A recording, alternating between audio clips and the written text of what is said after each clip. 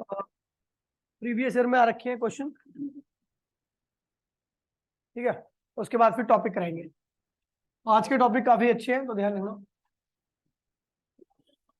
जो पहला क्वेश्चन है, मैं क्वेश्चन की फोटो भेज दूंगा आपको, ठीक है। दे दूंगा, ध्यान दीजिए भैया। तो पहला क्वेश्चन कह रहे हैं भैया, क्वेश्चन नंबर फर्स्ट कह रहा है भैया कि positive charge particle is release from rest in a uniform electric field, the electric potential energy of charge particle क्या होगा। ध्यान दीजिए भैया, कह रहा है एक इलेक्ट्रिक फील्ड के अंदर एक पॉजिटिव चार्ज पार्टिकल को ऐसे ही छोड़ दिया था। कह रहा है भैया बताइए इसकी इलेक्ट्रिक पोटेंशियल एनर्जी के साथ क्या होगा। तो एक बात बता दो भैया, इलेक्ट्रिक फील्ड लाइन कहां से निकलती है, प्लस से, और कहां जाती है।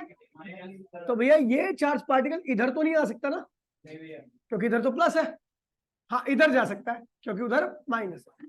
तो यानी चार्ज पार्टिकल जो होता है वो इलेक्ट्रिक फील्ड की, positive charge particle electric field की डायरेक्शन में मूव करता है। मैंने पहले ही बता रखा है आपको कि पॉजिटिव चार्ज पार्टिकल की मोशन इलेक्ट्रिक फील्ड की डायरेक्शन में होती है। और कोई भी चीज होती है जिसका फ्लो खुद ब खुद होता है, चाहे वो चार्ज हो, चाहे वो कोई भी चीज हो, पत्थर, गिरता हुआ पत्थर हो, हमेशा वो हायर एनर्जी से लोअर एनर्जी की तरफ होता है। जो अपने आप हो वो क्या होता है भैया, हायर एनर्जी से लोअर एनर्जी की तरफ। तो इसका मतलब क्या है भैया कि जब ये चार्ज पार्टिकल यहां पर था तो इसकी एनर्जी क्या थी, हायर थी। और ये कहां फ्लो करेगा, नेगेटिव तरफ। तो उधर क्या है भैया, तो अगर पॉजिटिव चार्ज को इलेक्ट्रिक फील्ड के अंदर छोड़ दिया जाए तो ये चार्ज पार्टिकल जहां पर मूव करेगा उस डायरेक्शन में इसकी एनर्जी क्या होगी भैया, डिक्रीज करेगी। और अगर इस चार्ज पार्टिकल के ऊपर फोर्स लगाकर हम इधर लेके आए तो भैया जब ये चार्ज पार्टिकल इधर आएगा तो हमें अपने आप तो नहीं आ सकता ना, ये प्लस वाला चार्ज पार्टिकल इस प्लस वाले के पास अपने आप नहीं आ सकता। तो हमें क्या करना पड़ेगा, वर्क डन करना पड़ेगा। इस केस में इसकी एनर्जी क्या होगी, इंक्रीज करेगी। क्या होगी, अगर ये चार्ज पार्टिकल उधर जाएगा तो इसकी पोटेंशियल एनर्जी डिक्रीज करेगी क्योंकि खुद ब खुद अपने आप जाएगा। और खुद ब खुद अपने आप जाएगा तो सबकी चीजों की जो खुद काम करती है उनकी एनर्जी क्या होती है, डिक्रीज करती है। और अगर ये इधर आएगा तो इधर अपने आप नहीं आ सकता, हमें वर्क करना पड़ेगा क्योंकि पॉजिटिव पॉजिटिव के पास अपने आप नहीं आ सकता। अगर हम इसके ऊपर वर्क करेंगे तो क्या होगी, इसकी पोटेंशियल एनर्जी इंक्रीज करेगी। तो नॉर्मली ध्यान रखना, the flow of positive charge या flow of any charge take place from higher energy level to lower energy level. अगर मैं नेगेटिव छोड़ दूं तो क्या होगा, नेगेटिव छोड़ दूं तो ये इधर की तरफ आएगा, इसका मतलब नेगेटिव की एनर्जी इधर डिक्रीज कर रही है। और अगर नेगेटिव को आप उधर ले आओगे तो अपने आप नहीं जा सकता, ठीक है भैया। तो इसके ऊपर वर्क करना पड़ेगा, वर्क करोगे तो इसका मतलब इसकी एनर्जी क्या होगी, इंक्रीज होगी। तो जिस डायरेक्शन में पॉजिटिव की एनर्जी बढ़ती है उस डायरेक्शन में नेगेटिव की एनर्जी घटती है, एंड वाइस वर्सा। ठीक है भैया, ये क्वेश्चन मैं भेज दूंगा, काफी अच्छा क्वेश्चन है, कंसेप्चुअल क्वेश्चन है। क्वेश्चन नंबर 2 मैंने जो कराया था वो कह रहा है भैया आपका एक डायग्राम, एक इस चार्ज बॉडी है Q1, ठीक है। इससे R डिस्टेंस पर एक दूसरा चार्ज रखा है Q2, ठीक है। ये वाला चार्ज क्या फिक्स है, अपनी पॉइंट पर क्या है, फिक्स है। लेकिन ये वाला चार्ज क्या कर रहा है, मूव कर सकता है, मूव करके एक सर्कुलर पाथ में ऐसा घूम सकता है, ये करके सर्कुलर पाथ में घूम सकता है ऐसा। तो कह रहा है भैया ये पूरा एक चक्कर लगाने के बाद इसके द्वारा किया गया वर्क डन कितना होगा। आप कहोगे वर्क कहां से आ गया यहाँ पर, ये तो आफत आ गई, ये तो बताई नहीं मैंने। तो भैया अगर आप 10वीं के कंसेप्ट पे जाओ तो वर्क एक्चुअल में होता है पोटेंशियल डिफरेंस इनटू में चार्ज, याद है। वर्क की जो वैल्यू होती है पोटेंशियल डिफरेंस इनटू में चार्ज होती है। अगर मैं देखूं तो इस चार्ज पार्टिकल से इस पॉइंट की जो दूरी है वही हर एक पॉइंट की दूरी होगी। तो इसका मतलब इसका पोटेंशियल हर पॉइंट पर क्या होगा, सेम रहेगा। क्या रहेगा, और ये क्या कौन सा चार्ज, ये Q2 चार्ज है, जो घूमने वाला चार्ज है ना वो ये रहा। और ये जो पोटेंशियल है वो इस सेंटर वाले की वजह से पोटेंशियल की बात कर रहा। तो आपको पता है जहां पर ये घूम रहा है, कहां पे घूमेगा Q2, इस सर्कल में घूमेगा। और इस सर्कल की सर्कमफेरेंस पर इसका वजह से जो पोटेंशियल रहेगा हर पॉइंट पर क्या मिलेगा आपको, सेम मिलेगा, क्योंकि हर एक पॉइंट के इस चार्ज से इक्वल डिस्टेंस पर है।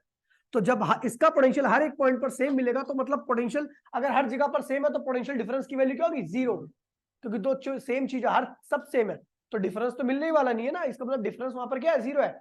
तो इसका मतलब क्या हुआ कि जब आप एक Q1 के अराउंड में Q2 को एक सर्कुलर पाथ में घुमाओगे तो उसके द्वारा किया गया वर्डन क्या होगा, 0 आएगा। रीजन क्या, क्योंकि पोटेंशियल डिफरेंस यहाँ पर नहीं मिलने वाला, पोटेंशियल डिफरेंस की value 0, so work equals to में क्या हो जाएगा, 0 हो जाएगा।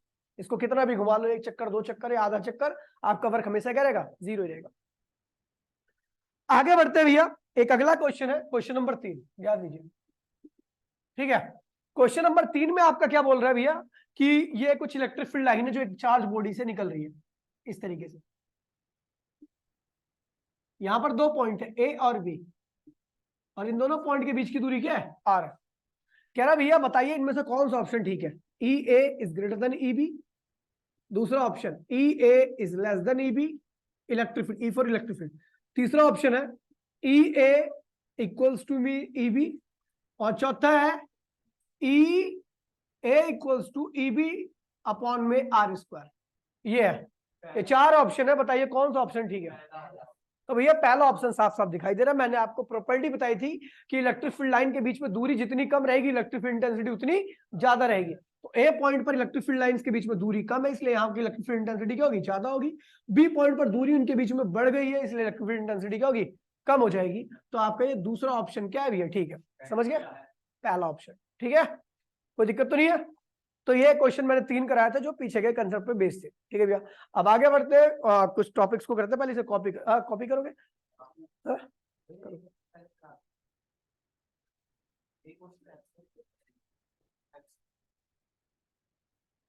तीनों गलत है।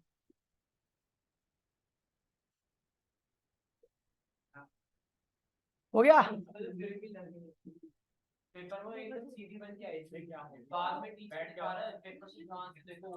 जल्दी करो जल्दी, फटाफट जल्दी से, क्वेश्चन में भेज दूंगा फोटो इनकी,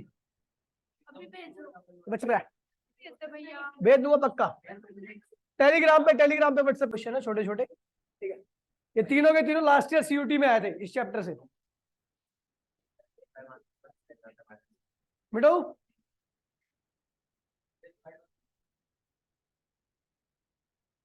देखिए एक बड़ा इंपॉर्टेंट टॉपिक है, लेकिन वो उसकी डेरिवेशन आउट ऑफ सिलेबस है, लेकिन कंसेप्ट इसका हमेशा ही आता है क्वेश्चंस में, और आपको पता भी होना चाहिए, नहीं आए फिर भी आपको पता होना चाहिए, ठीक है। मिटो इसे, ठीक है।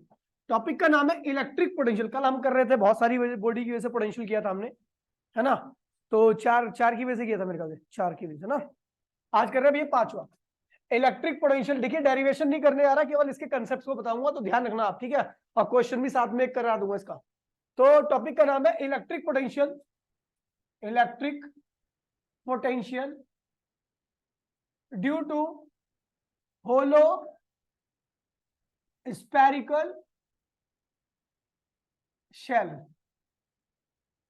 होलो स्फेरिकल शेल की वजह से आपको क्या निकालना है, इलेक्ट्रिक पोटेंशियल निकालना। ध्यान दीजिए, आसान टॉपिक है, समझोगे तो एक बार में आ जाएगा।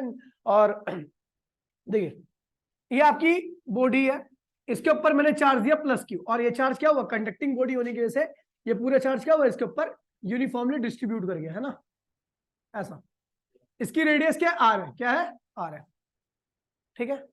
अब मैं 3 पॉइंट बना रहा हूं, ठीक है, उन पे मेरे को पोटेंशियल निकालना है। इसका पोटेंशियल किस तरीके से निकलेगा ये नहीं बताने वाला, क्योंकि आउट ऑफ सिलेबस है, एनसीईआरटी में भी इसकी डेरिवेशन पुरानी वाली में नहीं थी, तो नई वाली में क्या ही होगी, ठीक है। कंसेप्ट समझना है इसका, ठीक है भैया। एक है भैया बाहर, ए पॉइंट है जो कि क्या, आउटसाइड है, क्या है, आउटसाइड है। एक पॉइंट बी है जो कि क्या, इसकी सरफेस पे है, और एक पॉइंट सी है, और एक पॉइंट डी है, एक पॉइंट ई है। इतने सारे बना दिए मैंने पॉइंट, है ना। सी डी ई इस बॉडी के अंदर है, बी इसकी सरफेस पर है, ए क्या है, सरफेस के बाहर है। तो भैया इस ए पॉइंट पर पोटेंशियल क्या होगा, ध्यान दीजिए, पहले समझिएगा, इसे लिखने की कोशिश मत कीजिए। तो जब भी कोई चार्ज बॉडी के बाहर अगर हम चले जाएं, स्फेरिकल बॉडी है और उसके बाहर चले जाए, तो वो स्फीयर जो होता है वो पॉइंट चार्ज की तरह बिहेव करता है, और पॉइंट चार्ज का पोटेंशियल का फॉर्मूला क्या होता है, के क्यू, और दूरी कितनी भी इसकी, आर, ठीक है। तो आउटसाइड कहीं पर भी आप जाओगे, पोटेंशियल आपको के क्यू अपॉन में आर। आर क्या वेरिएबल है, separation from it centre and point के बीच की दूरी है, ठीक है। फिर आते हैं भैया पोटेंशियल एट पॉइंट बी, कहां पर निकाल लो, बी पर। तो भैया आपको बता दूं, बी पर जो पोटेंशियल होगा वो क्या होगा, के क्यू अपॉन में कैपिटल आर, क्या होगा, के क्यू अपॉन में कैपिटल आर। और ये पोटेंशियल क्या है, मैक्सिमम होता है, क्या होता है, ये मैक्सिमम वैल्यू होती है इसकी। लेकिन अब कुछ पॉइंट्स है जो अंदर की तरफ है, तो भैया बता दूं आपको, ये बहुत ज्यादा इंफॉर्मेटिव बात है, तो ध्यान दीजिए कि potential at point C, potential at point D, potential at point E बराबर में पोटेंशियल एट पॉइंट बी, जो कि क्या है, के क्यू अपॉन में आर है, क्या है। तो यहां पर हमें क्या बात पता लग रही है भैया, कि अगर आप होलो स्फीयर के बाहर होगे, चार्ज स्फीयर के बाहर होगे, तो आपका वही पोटेंशियल रहेगा जो एक पॉइंट चार्ज की वजह से बाहर की तरफ पोटेंशियल होता है। अगर आप होलो स्फीयर की सरफेस पे होगा तो पोटेंशियल क्या होगा, KQ अपॉन में R होगा। और अंदर कहीं पर भी कोई पॉइंट है, अंदर की तरफ है, तो उसका पोटेंशियल उतना ही रहेगा जितना सरफेस पे था, सरफेस पे प्रेजेंट पॉइंट था। तो ये चीजों को ध्यान रखना, ठीक है भैया। इसके ऊपर बहुत सारे क्वेश्चन आते हैं, समझ में बात नहीं। बाहर की तरफ स्फीयर कैसा बिहेव करता है, पॉइंट चार्ज की तरह। सरफेस पे KQ अपॉन में स्फीयर की रेडियस जो कि मैक्सिमम पोटेंशियल होता है, और अंदर कहीं पर भी कोई पॉइंट है तो उसका पोटेंशियल उतना ही रहेगा जो कि सरफेस पे था। डेरिवेशन नहीं आती, बता दे रहा हूं अभी भी, तो इसलिए ध्यान से इसको समझ लेना। हाँ, पोटेंशियल इंफिनिटी पे 0 होगा, ठीक है। क्वेश्चन देखिए, क्वेश्चन क्या कह रहा है, इलेक्ट्रिक फील्ड 0 होती है भाई, क्या बात कर रहा है, ये उन्होंने 0 लिखाया होगा तो गधा होगा, ठीक है। देखिए यहां पर 3 स्फीयर है अपने, नहीं ये नहीं हो सकता, 0 अंदर। अब भाई इलेक्ट्रिक फील्ड 0 होगी भाई मेरे भाई, तो गलत लिखवा रखा उसने, ठीक है। ये आपकी भी है 3 स्फीयर है, स्फीयर अच्छे नहीं बने तो अच्छा बना देते हैं। स्फीयर नंबर 1, स्फीयर नंबर 2 और स्फीयर नंबर 3, ठीक है। इसकी रेडियस क्या है R1, इसकी रेडियस क्या है R2, और इसकी रेडियस क्या है R3। ध्यान दीजिएगा, इसके ऊपर प्रेजेंट चार्ज कितना है Q1, इसके ऊपर Q2, और इसके ऊपर क्या -Q3 एज्यूम कर लो, ठीक है। चलो प्लस Q बता देता हूं, बाद में माइनस के लिए बता दूंगा, आप समझ जाना। नेगेटिव चार्ज की वजह से पोटेंशियल नेगेटिव होता है, पॉजिटिव की वजह से पॉजिटिव होता है, बस यही ध्यान रखना, माइनस साइन लगा देना एक पे। यहां पर 3 पॉइंट है, एक पॉइंट ए यहां पर है, बी पॉइंट यहां पर है, और सी पॉइंट क्या भी आपका यहां पर है। इन तीनों ही पॉइंट पर आपको पोटेंशियल निकालना है। क्वेश्चन क्या कह रहा है भैया, find out the value of, find the value of electric potential, electric potential पहला एट ए, एट बी और एट सी। इन तीनों ही पॉइंट पर आपको क्या निकालना है भैया, पोटेंशियल निकालना। ध्यान दीजिएगा भैया, समझ में आ जाएगा अगर आपने ये वाली चीजों को समझ रखा है, इस वाले डायग्राम को आपने समझ लिया अच्छे से, ठीक है। अब देखिए क्या हुआ solution. Potential at point A point कहां पर है भैया, छोटे वाले स्फीयर की सरफेस के ऊपर, तो उसके ऊपर जो पोटेंशियल होगा क्या होगा, स्फीयर की सरफेस पे छोटे वाले के ऊपर क्या होगा, KQ1 अपॉन में R1, उसकी रेडियस। लेकिन हम जानते हैं छोटा वाला स्फीयर यानी ए पॉइंट जो है वो बड़े वाले स्फीयर के अंदर है, तो बड़े वाले की स्फीयर की वजह से उसके ऊपर जो पोटेंशियल होगा वो उतना ही होगा जो उतना उसकी सरफेस पे है।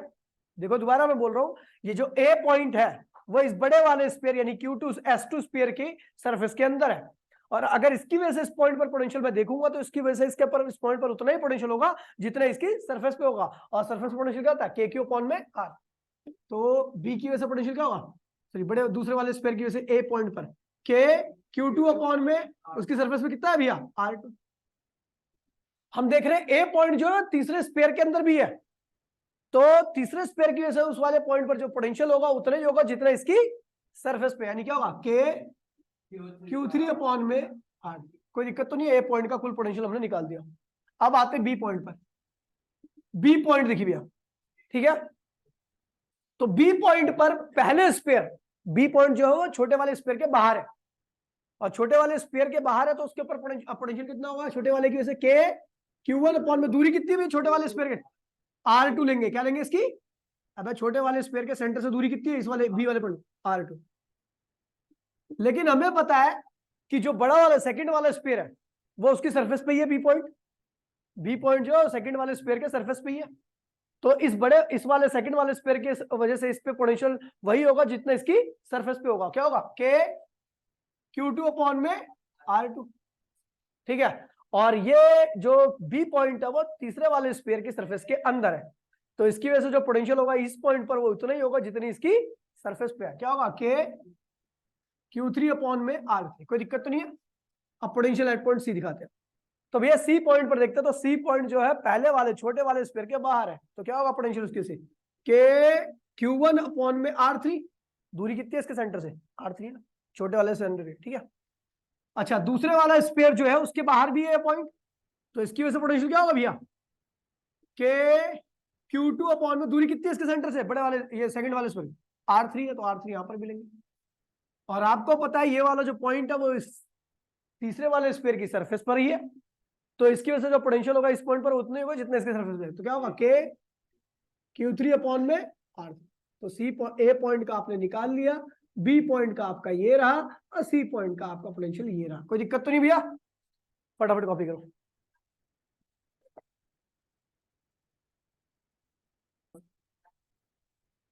Relation in between electric field and electric potential, इन दोनों के बीच का आपको रिलेशन निकालना है। राजू रंगीले क्या कर रहा है यार?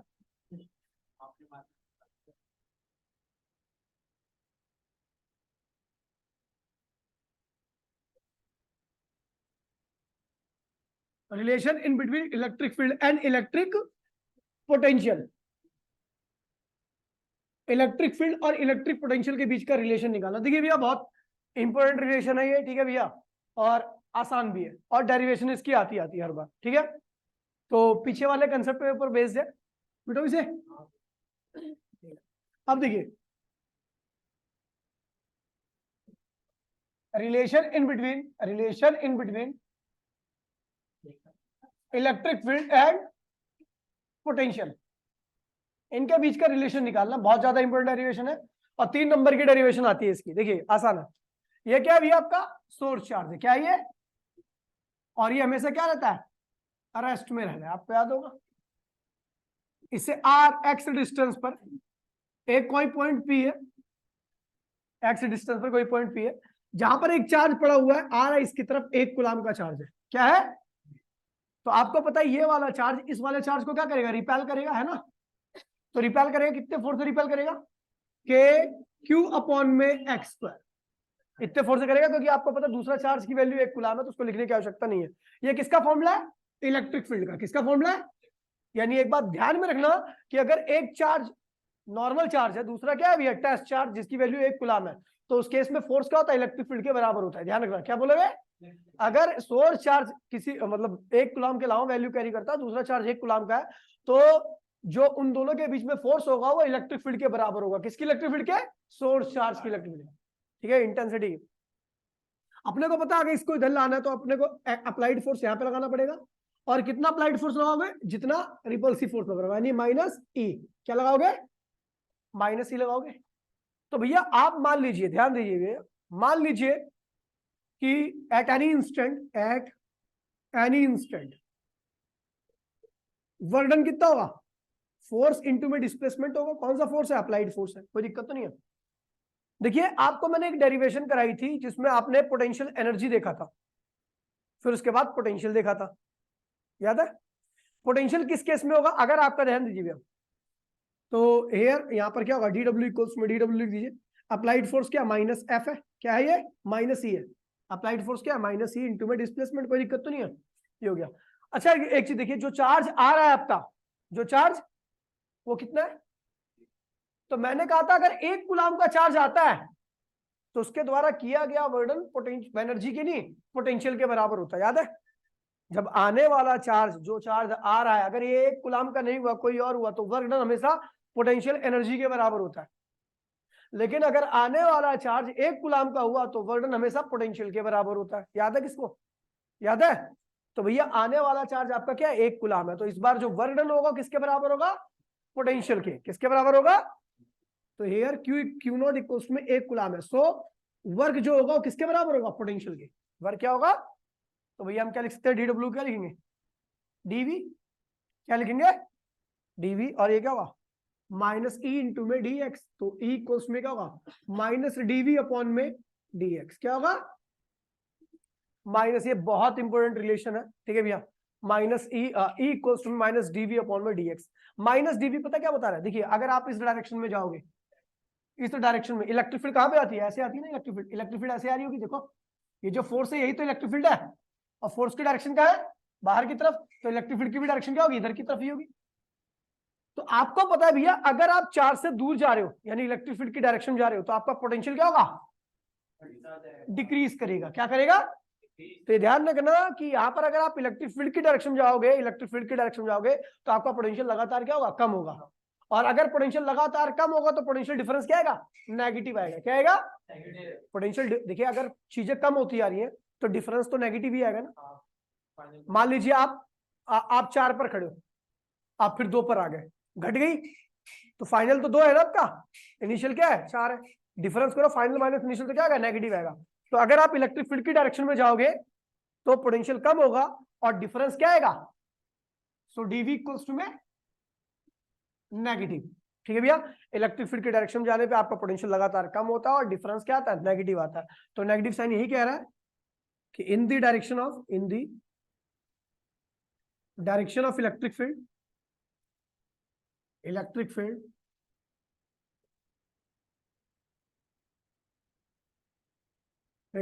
डीवी क्या होता है भैया, डिक्रीज करता है, और वी डिक्रीज करता है और डीवी क्या आता है, नेगेटिव आता है। कोई दिक्कत तो नहीं बेटा, फटाफट 1 मिनट के अंदर कॉपी करो, क्वेश्चन करेंगे इसके बाद।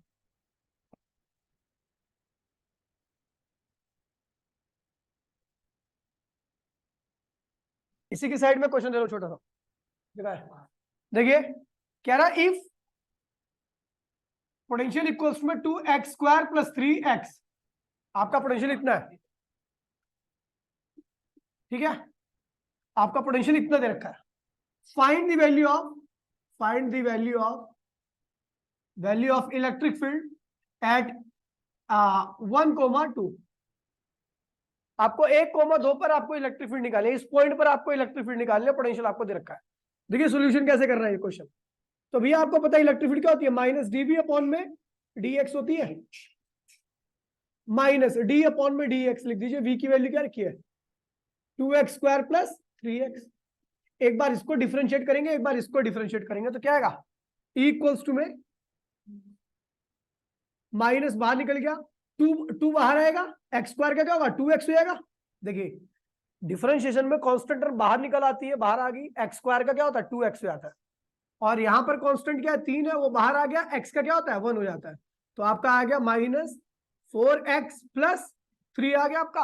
आपको किस पॉइंट पर निकालनी है, 1,2 पर। और आप देख रहे हो जो इलेक्ट्रिक फील्ड है केवल किस पे डिपेंड कर रही है, x पर। किस पे डिपेंड कर रही है, x पर। तो x की वैल्यू क्या है 1 है, तो आपकी इलेक्ट्रिक फील्ड क्या आएगी, सो इक्वल्स टू में 1 रख देना वैल्यू, तो यहां पर 1 रखोगे तो क्या होगा 7, क्या होगा -7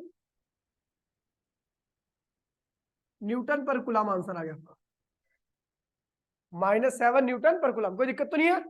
दोबारा देखिए पोटेंशियल दे रखा है आपको, इस पॉइंट पर इलेक्ट्रिक फील्ड निकालनी है, हम जानते हैं इलेक्ट्रिक फील्ड क्या होता है, पोटेंशियल को डिफरेंशिएट करते हैं। तो भैया हमने क्या किया, पोटेंशियल यहाँ पे ये रखा, एक बार इसको डिफरेंशिएट किया, लेकिन 2 कांस्टेंट है इसलिए बाहर आ गया, एक्स स्क्वायर का क्या होगा 2x, क्योंकि डिफरेंशिएशन का रूल कहता है कि जो भी पावर होती है वो आगे आ जाती है, और जितनी पावर थी उसमें से कम कर दे। तो पावर कितनी इसकी 2, वो आगे आ गई, और कितनी पावर थी 2, इसमें से 1 कम कर दो तो पावर क्या होगी 1 होगी।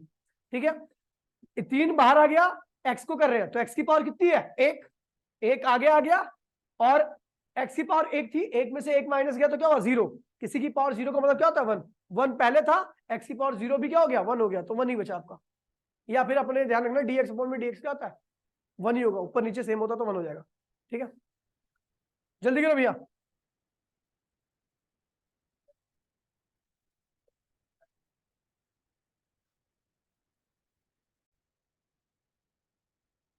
इक्वी पोटेंशियल सरफेस, अगला टॉपिक है आपका इक्वी पोटेंशियल सरफेस। मिटो इसे,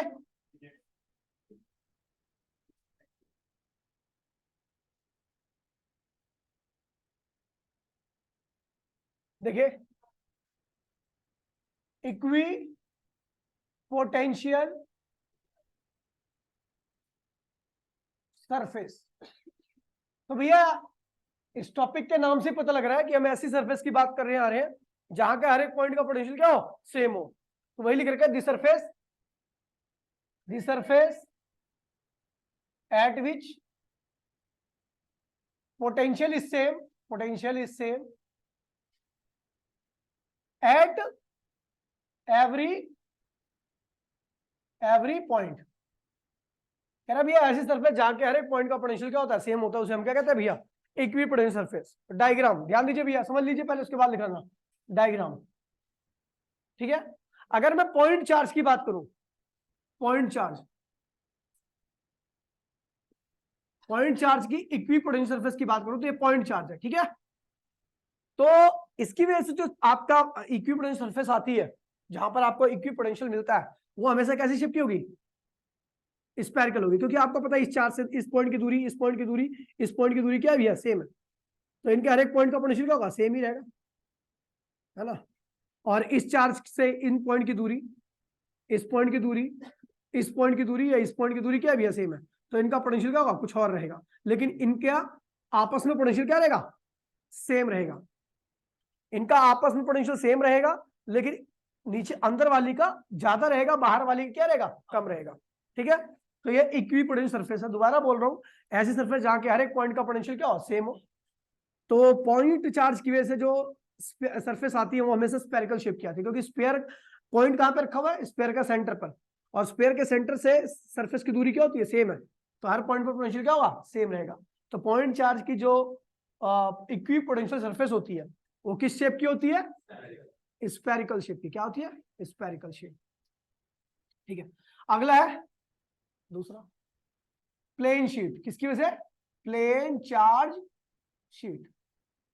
अगर आप प्लेन चार्ज शीट को देखोगे तो इसके ऊपर चार्ज ऐसा होता है ना, इससे इलेक्ट्रिक फील्ड लाइन ऐसे निकलती है ना, इलेक्ट्रिक फील्ड लाइन ऐसे।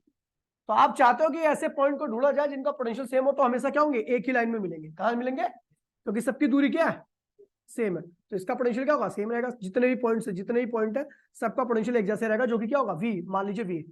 अगले पॉइंट का इन सबका पोटेंशियल क्या होगा, सेम रहेगा।